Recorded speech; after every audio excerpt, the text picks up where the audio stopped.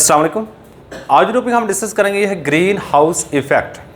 अब green house effect होता क्या है, इसकी रीजंस क्या होती हैं, अब ग्रीन हाउस को ग्रीन हाउस कहते क्यों हैं, ये सारी की सारी चीज़ें आज डिस्कस करेंगे। मैं सबसे पहले चंद एक बातें बताऊंगा। बच्चे हमारे ज़मीन का नॉर्मल या एवरेज टेम्परेचर 15 डिग्री सेंटीग्रेड है। कितना है हमारा average temperature? Average temperature of our earth, temperature of our earth is 15 degree centigrade. 15 degree centigrade हमारी ज़मीन का एवरेज टेम्परेचर है। बच्चे अगर देखा जाए, कहता है ये जो एवरेज टेम्परेचर ना, जो गैसें एवरेज टेम्परेचर को कंट्रोल कर रही हैं, दो गैसें, कार्बन डाइऑक्साइड गैस और वाटर वेपर। सही है। द एवरेज टेम्परेचर, जो एवरेज टेम्परेचर है, average temperature is controlled by CO2 and water vapor and water vapors। अच्छा, एक बात याद रखिएगा भाई, हमारी ज़मीन का एवरेज टेम्परेचर है 15 डिग्री सेंटीग्रेड। अगर हमारी ज़मीन पर कार्बन डाइऑक्साइड गैस की कंसंट्रेशन पता है कितनी होती है? 0.03%। ये इसकी कंसंट्रेशन है, मतलब 0.03%, बहुत बहुत कम मिकदार है ऑक्सीजन और नाइट्रोजन के मुकाबले। नाइट्रोजन 78% है, ऑक्सीजन 21% है, ये गैस 0.03%। कहता बेशक इसकी मिकदार बहुत कम है, लेकिन ये हमारी ज़मीन का टेम्परेचर कंट्रोल किए हुए है। कार्बन डाइऑक्साइड गैस हमारी ज़मीन के टेम्परेचर कंट्रोल किए हुए है। किस तरह का टेम्परेचर कंट्रोल किए हुए है? बच्चा कहता है अगर आप कार्बन डाइऑक्साइड जो 0.03% पाई जाती है, इसको ख़त्म कर दो, तो हमारी ज़मीन का एवरेज टेम्परेचर 15 डिग्री सेंटीग्रेड से कम होके -20 डिग्री सेंटीग्रेड हो जाएगा। क्या हो जाएगा? अगर हम क्या करें, if carbon dioxide gas is removed, carbon dioxide gas को खत्म कर दिया जाए, एवरेज टेम्परेचर कितना हो जाएगा?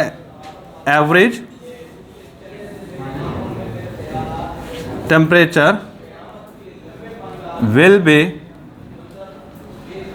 -20 डिग्री सेंटीग्रेड। -20 degree centigrade. तो एवरेज टेम्परेचर हमारी ज़मीन का -20 डिग्री सेंटीग्रेड हो जाएगा। कितना हो जाएगा? -20 डिग्री सेंटीग्रेड। और ये इतना टेम्परेचर कम है, अगर इस टेम्परेचर पे आप पानी बॉयल करके हवा में फेंकोगे या पानी में बॉयल करके थोड़ी देर के लिए रखोगे तो पानी फ्रीज हो जाएगा। इतना कम टेम्परेचर होगा। अगर हमारी ज़मीन से कार्बन डाइऑक्साइड गैस ख़त्म कर दी जाए तो हमारी ज़मीन का टेम्परेचर तकरीबन 35 डिग्री सेंटीग्रेड कम हो जाएगा।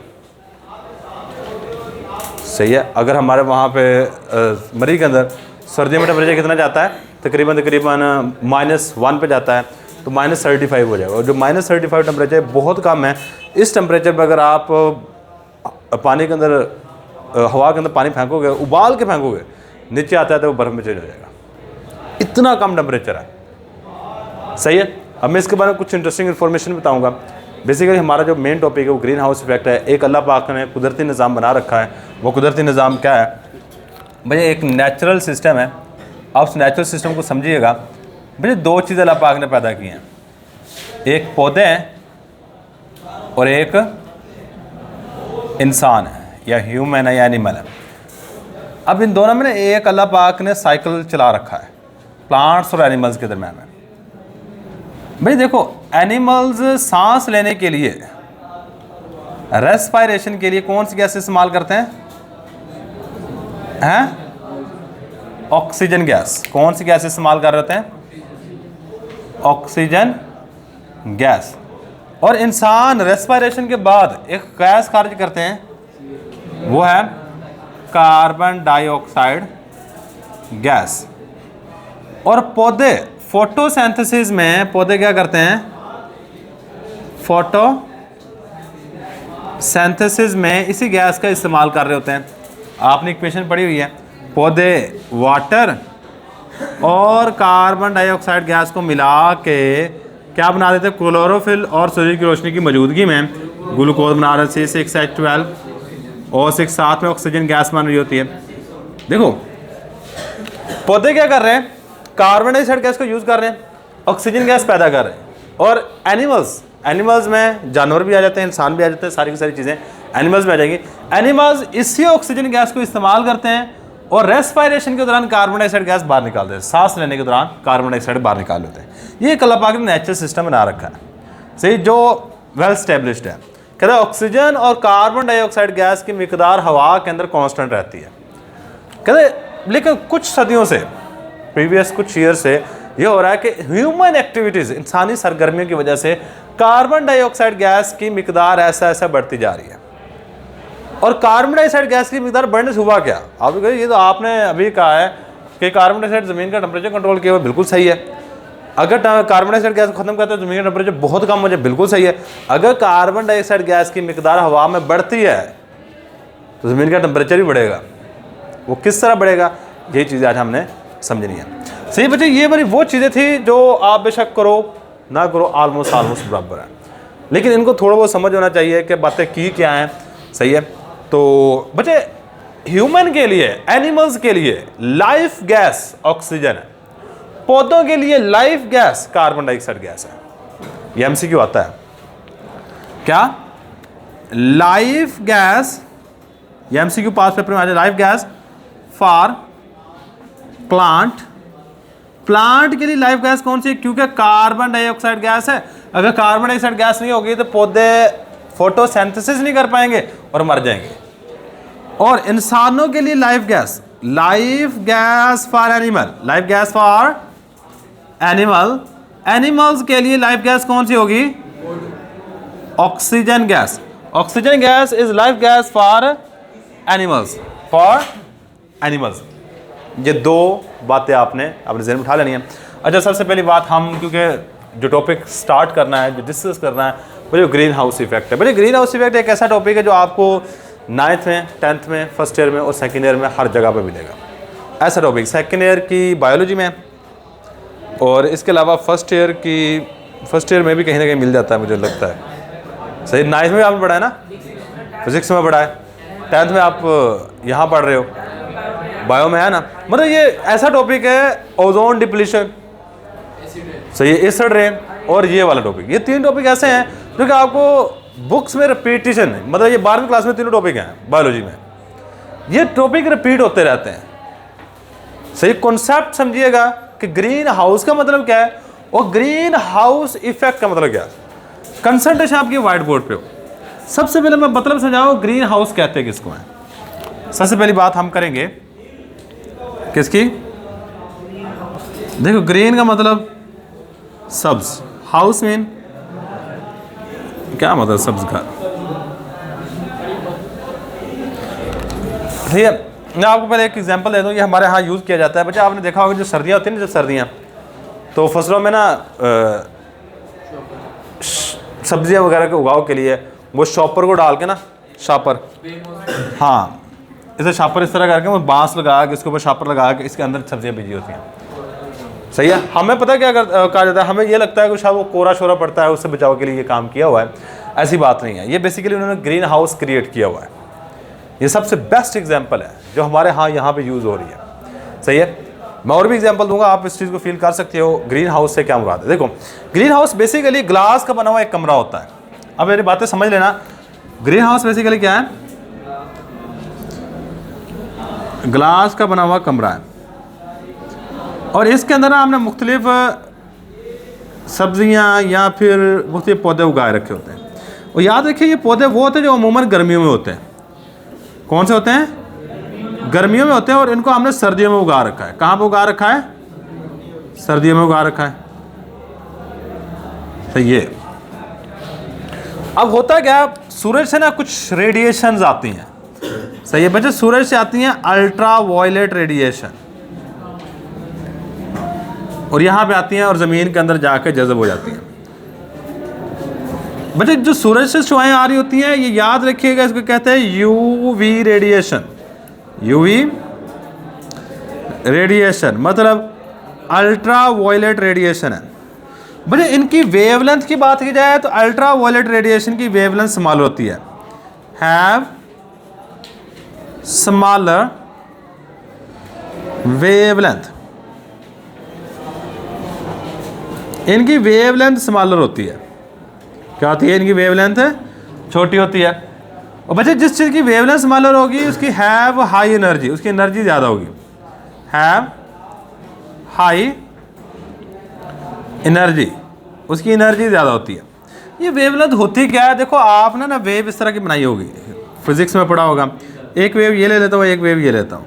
आपको पता है एक क्रस्ट से लेके दूसरे क्रस्ट तक का फासला वेवलेंथ कहलाता है। इसको लैम्डा से ज़ाहिर करते हैं। यहाँ पे भी एक क्रस्ट से लेके दूसरे क्रस्ट तक का फासला क्या कहलाएगा? वेवलेंथ। इसको भी लैम्डा से ज़ाहिर करेंगे। बच्चे अल्ट्रा वायलेट रेडिएशन की वेवलेंथ ये होती है। एक और हमने रेडिएशन यहाँ पढ़नी है बच्चे, होगी IR रेडिएशन, और उसकी वेवलेंथ ये होती है। सही है। सूरज से आने वाली अल्ट्रा वायलेट रेडिएशन जो होती हैं वो इस ग्लास में से गुजर जाती हैं। गुजरने के बाद ज़मीन इनको जज़ब करती है। जज़ब करने के बाद ज़मीन गर्म हो जाएगी। बार बार सूर्य की शुआ पड़ती रहें तो ज़मीन ऐसे ऐसे गर्म होनी शुरू हो जाती है। बच्चे ज़मीन जब गर्म होती है तो ज़मीन फिर हीट को रिलीज़ करती है, और जो हीट में से रेडिएशन होती है ना वो होती है IR रेडिएशन। बच्चे IR रेडिएशन कोई भी गर्म चीज़ हो ना उसमें से रिलीज़ हो रही होती है। कोई भी गर्म दुनिया जहाँ की ले लो, आप लोहे को लो, गर्म करो, उसके पास हाथ करोगे, आप गर्म गर्म महसूस होगा। वो बेसिकली उसमें से IR रेडिएशन निकल रही है। ज़मीन के ऊपर रेडिएशन पड़ती रही, ज़मीन ने रेडिएशन जो खारिज की जज़ब करने के बाद वो IR रेडिएशन की, मतलब IR रेडिएशन आप कह सकते हो कि हीट की वजह से रिलीज़ होती है। किस वजह से रिलीज़ होती हैं? हीट की वजह से। बच्चे IR जो रेडिएशन रिलीज़ हुई, ये IR रेडिएशन, ज़मीन ने कौन सी रेडिएशन को जज़ब किया? अल्ट्रा वायलेट को। और खारिज कौन सी किया? बच्चे ये वाली रेडिएशन मेरे पास है IR रेडिएशन, और ये ज़मीन खारिज कर रही है। बच्चे IR रेडिएशन की वेवलेंथ होती है smaller, sorry wavelength is larger. Wavelength ज़्यादा होती है। बच्चे जब वेवलेंथ ज़्यादा होगी ना, याद रखिएगा, उसकी एनर्जी कम होती है। इसकी एनर्जी क्या होगी? Energy is low. और मैंने आपको बताया बेसिकली IR रेडिएशन क्या? हीट है। सही। कोई भी गर्म चीज़ उसमें जो हीट निकले तो उसको IR रेडिएशन कहते हैं। अब देखो ज़मीन ने अल्ट्रा वायलेट रेडिएशन जब की, IR रेडिएशन खारिज की। IR रेडिएशन ये ग्लास जो बाहर लगा हुआ है ये बाहर नहीं जाने देता, उसको उसी के अंदर रखेगा। अगर चारों तरफ से ग्लास बंद है क्या होगा? रेडिएशन इसके अंदर ही रहेंगी। मतलब अल्ट्रा वायलेट रेडिएशन आ तो रही है लेकिन बाहर कोई चीज़ नहीं जा रही। तो ऐसा ऐसा बाहर का अगर टेम्परेचर मैं सपोज करता हूँ 5 डिग्री सेंटीग्रेड है तो अंदर का टेम्परेचर 30 डिग्री सेंटीग्रेड होगा। अब ये जो टेम्परेचर में चेंजिंग आई है, इस चीज़ को हम नाम दे रहे थे ग्रीन हाउस। ये बेसिकली ये वाला ग्रीन हाउस है। अभी टेम्परेचर में तब्दीली आ रही है, इस चीज़ को हम कहते हैं ग्रीन हाउस इफेक्ट। क्या कहते हैं? Greenhouse effect. ये होता है ग्रीन हाउस इफेक्ट।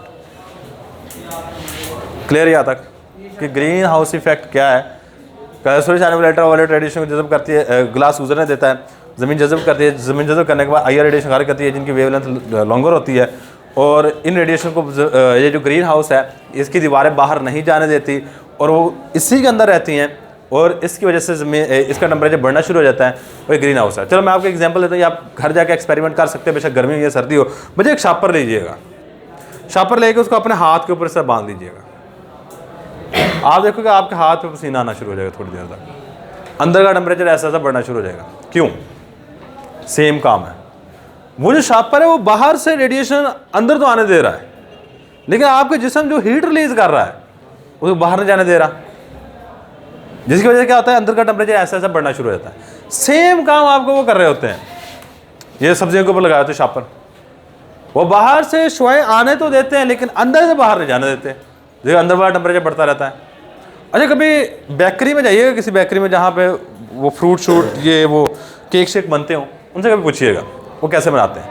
उन्होंने ना ये सारी चीज़ें, फर्मेंटेशन एक प्रोसेस होता है, फर्मेंटेशन प्रोसेस के लिए जो टेम्परेचर वो 25 to 35 डिग्री सेंटीग्रेड रखना होता है। वो सर्दियों में भी केक बना रहे थे, गर्मियों में बना रहे होते हैं। वो पता क्या करते हैं? वो अगर रस वगैरह बनाना है या कोई भी चीज़ बनाना है, उसने वो बना के एक शापर का बना कमरा होता है, सही है, वो हमें शापर का अमूमन बनाया जाता है। वो चारों तरफ से बंद होता है। सही है।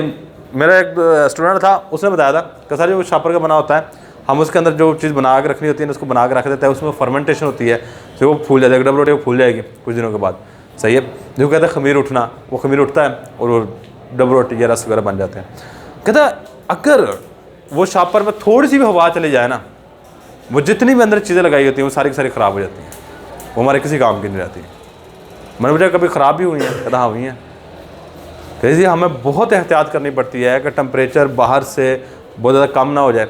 बाहर बहुत ज़्यादा ठंड है, अगर शापर उठा के काफ़ी दफ़ा जाते हो अंदर बाहर, तो इसकी वजह से हमारी कई दफ़ा चीज़ें ख़राब हुई हैं। हमारी कोशिश यही होती है कि ये जितना है उसी तरह रखा जाए, चारों तरफ से बंद रखा जाए। वहाँ पर ये ग्रीन हाउस इफेक्ट को यूज़ कर रहे होते हैं। हमारे नॉर्मल ज़िंदगी में काफ़ी जगह है जहाँ पर ये चीज़ इस्तेमाल की जाती है। अच्छा, अब आपकी बुक वाला इस चीज़ को एक्सप्लेन नहीं कर रहा, वो एक्सप्लेन इस चीज़ को यूज़ करके आगे और चीज़ को कर रहा है। कहता देखो अब मेरी बातें सुनते जाना, ये वाली बातें आपको आनी चाहिए।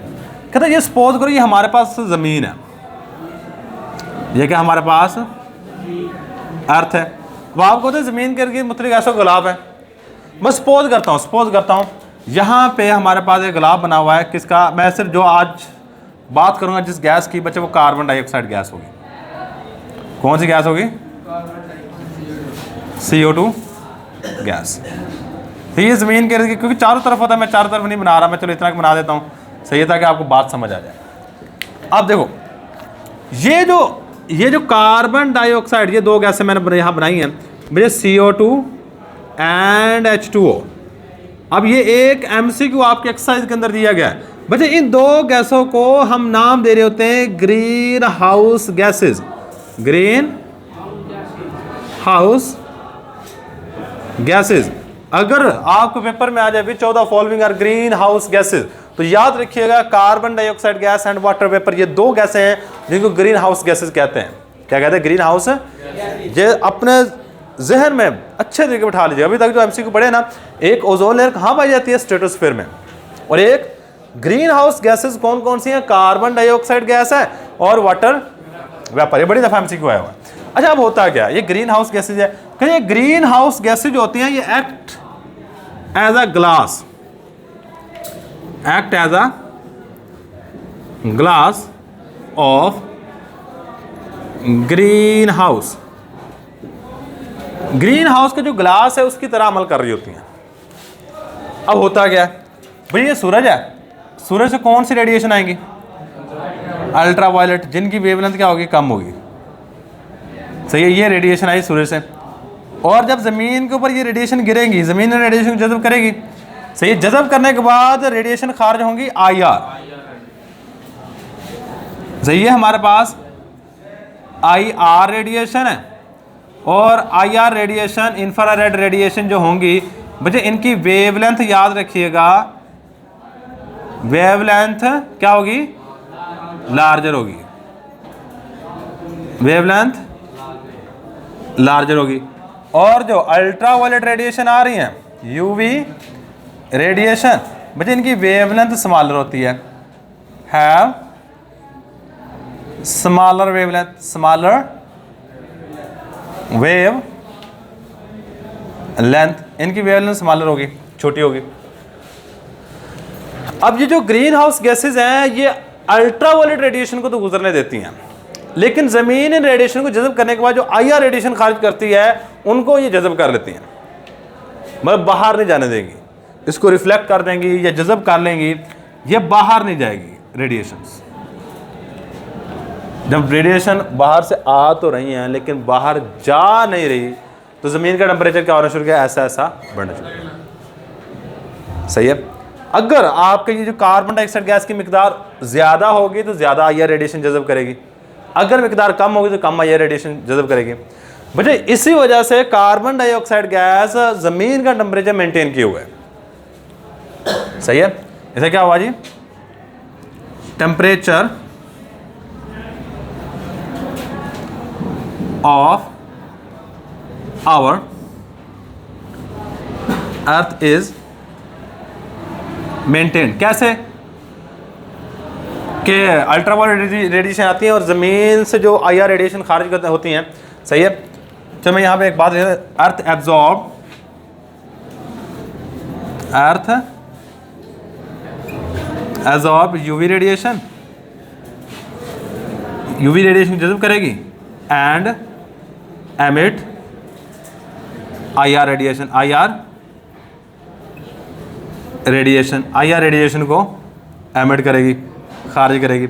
और जो आईआर रेडिएशन है इज एब्जॉर्ब बाय, इसको मज़ीद जज़ब कर लिया जाएगा, absorb by CO2 carbon dioxide gas and H2O और वाटर वेपर। ये दो चीज़ें इसको जज़ब कर लेंगी। और जब ये दो चीज़ जज़ब कर लेंगी तो ज़मीन का टेम्परेचर क्या होगा, टेम्परेचर इज़ मेंटेन, क्योंकि हीट को जज़ब हो रहा है और टेम्परेचर मेंटेन रह जाता है। क्या रहता है, टेम्परेचर इज़ मेंटेन। मैंने अगर याद हो, मैंने स्ट्रेटोस्फेयर में एक चीज़ आपको मैंने कहा कि इसको अभी स्किप कर दो, इसको आगे जाकर ग्रीन हाउस इफेक्ट में पढ़ेंगे।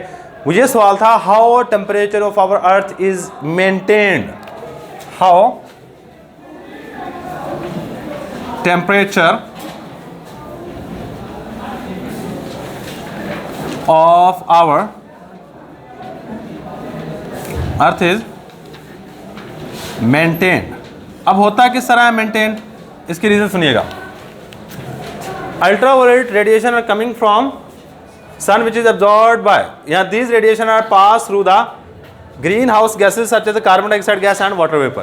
These radiation are absorbed by the earth, इन रेडिएशन को जमीन जज़ब कर लेती है, एमिट और खारिज करती है IR radiation having longer wavelength, having longer wavelength. These radiation are absorbed by greenhouse gases, carbon dioxide gas and water vapor and temperature of our earth is maintained। हमारी ज़मीन का टेम्परेचर मेंटेन रहता है।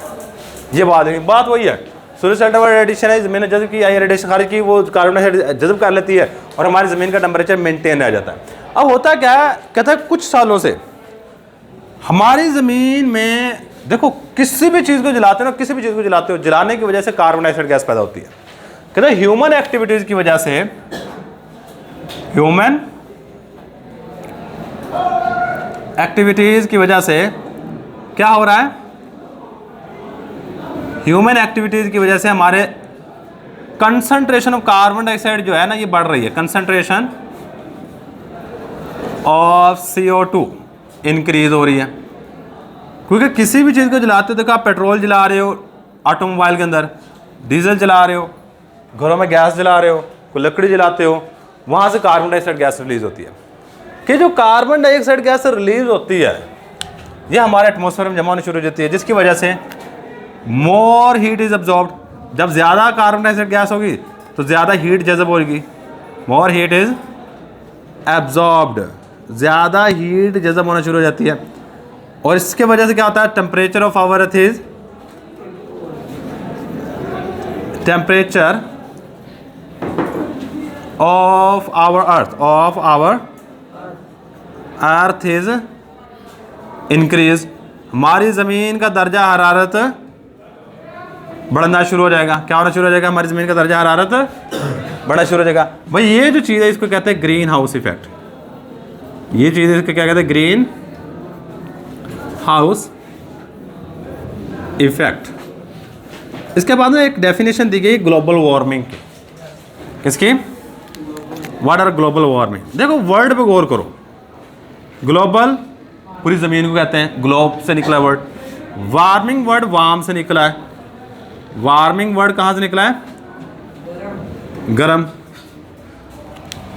कहते हैं ग्रीन हाउस इफेक्ट की वजह से हमारी ज़मीन का टेम्परेचर दिन ब दिन बढ़ता जा रहा है। क्या ग्रीन हाउस इफेक्ट हो क्यों रहा है, कार्बन डाइऑक्साइड गैस की मिकदार बढ़ रही है, इसलिए हमारी ज़मीन का टेम्परेचर ऐसा ऐसा बढ़ रहा है और हमारी ज़मीन ऐसा ऐसा गर्म होती जा रही है। इसको ग्लोबल वार्मिंग कहते हैं। So the temperature of our earth increase day by day, the temperature of our earth increased day by day, increased day by day, day by day. हमारी ज़मीन का टेम्परेचर दिन ब दिन बढ़ता जा रहा है ड्यू टू, किसकी वजह से, due to greenhouse effect, to greenhouse effect is called global warming. अच्छा, आपने कभी सुना होगा, कहता जी हमारे, आपको भी बताया, ये अब तो सर्दियाँ आपको पता है नवंबर चल रहा है, नवंबर भी इस तरह चल रहा है कि जिस तरह, हालांकि नवंबर में प्रीवियस ईयर्स में चले जाऊँ अच्छी भली सर्दी होती थी, नवंबर दिसंबर और जनवरी, और नवंबर में पंखे चला के पड़े होते हैं। मतलब ऐसा ऐसा ना गर्मियाँ बढ़ रही हैं, सर्दियाँ कम होती जा रही हैं। उसकी मेन रीज़न यही है कि ज़मीन का टेम्परेचर बढ़ता जा रहा है। और आपने एक चीज़ सुनी होगी, कहते जी पौधे लगाओ, पौधे लगाने से ना काफ़ी सारी चीज़ें बेहतर हो जाएंगी। अब पौधे लगाने से क्या होगा? देखो पौधे, आपको एक बात याद रखिएगा, पौधे लगाने से आपकी ज़मीन का टेम्परेचर कंट्रोल हो जाएगा। आगे लो, ये क्या बात है, ज़मीन के टेम्परेचर का पौधों से क्या तल्लुक है? कैसे? देखो आपके जो पौधे हैं वो क्या, कौन सी गैस को एब्जॉर्ब करते हैं, और ज़मीन का टेम्परेचर किस वजह से बढ़ रहा है? CO2 की वजह से। CO2 की मिकदार ज़्यादा होगी हवा के अंदर, टेम्परेचर बढ़ना शुरू हो गया। आप पौधे ज़्यादा लगाओगे, पौधे फोटोसिंथेसिस करेंगे, जब ज़्यादा फोटोसिंथेसिस करेंगे तो ज़्यादा ऑक्सीजन लेके जाएंगे, और सॉरी कार्बन डाइऑक्साइड गैस लेके जाएंगे। जब कार्बन डाइऑक्साइड गैस ऐसा ऐसा इस्तेमाल होनी शुरू हो जाएगी तो हमारी ज़मीन का टेम्परेचर एक वक्त आएगा कि क्या होगा, कम होना शुरू हो जाएगा, क्योंकि हमारे हवा में जो कार्बन डाइऑक्साइड गैस है वो पौधे इस्तेमाल करना शुरू कर देंगे, जो हमने खुद बढ़ाई है अपनी एक्टिविटीज़ की वजह से। पौधे लगाने से वो कार्बन डाइऑक्साइड गैस यूज़ होगी, यूज़ होने के बाद ज़मीन का टेम्परेचर दोबारा मेंटेन हो जाएगा। मुझे लास्ट वाली चीज़ हम बात करेंगे इफेक्ट की, किसके? इफेक्ट, और वो भी ग्लोबल वार्मिंग के। मतलब ज़मीन गर्म हो रही है, इसके क्या असरात हैं? मुझे पहले नंबर पे ज़मीन का टेम्परेचर बढ़ रहा है क्योंकि ग्लोबल वार्मिंग है। कितना? हर साल 0.05 डिग्री सेंटीग्रेड टेम्परेचर बढ़ता जा रहा है। Temperature of our earth is increase. पहला इफेक्ट क्या? टेम्परेचर ऑफ आवर अर्थ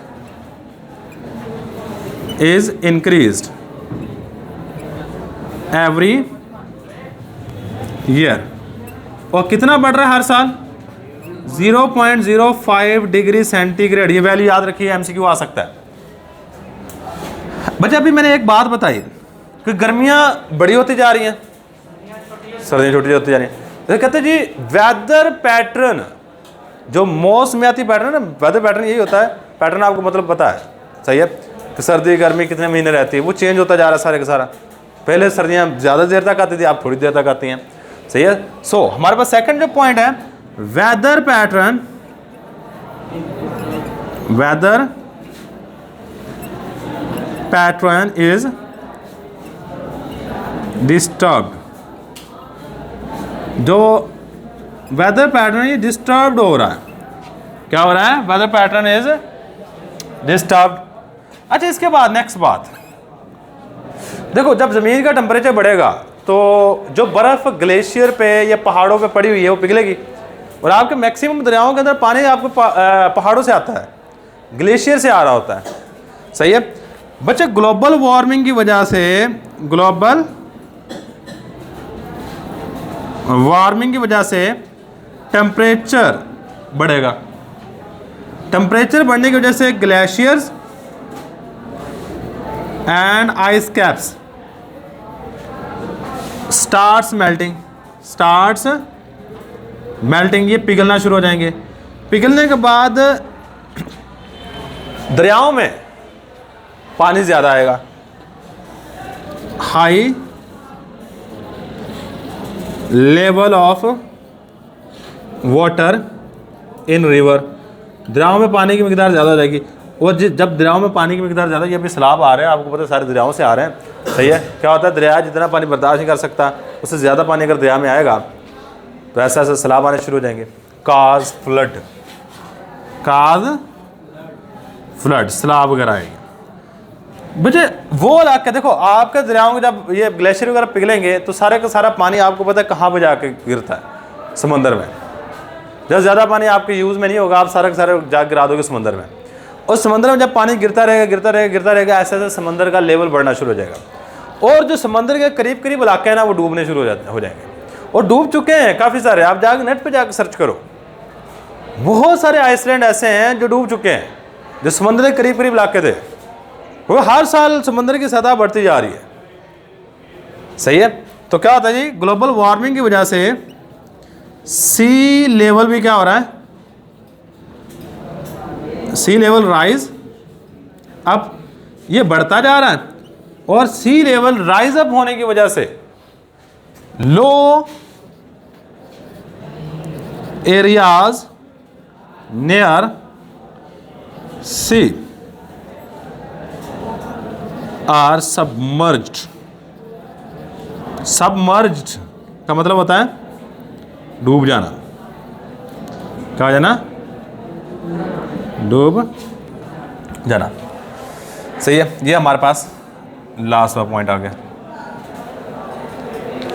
सही है, तो ये था जी हमारे पास ग्लोबल वार्मिंग के असरात, कि ग्लोबल वार्मिंग किस तरह असर कर रही है। ये हमारे पास आज का लेक्चर। अल्लाह हाफिज़।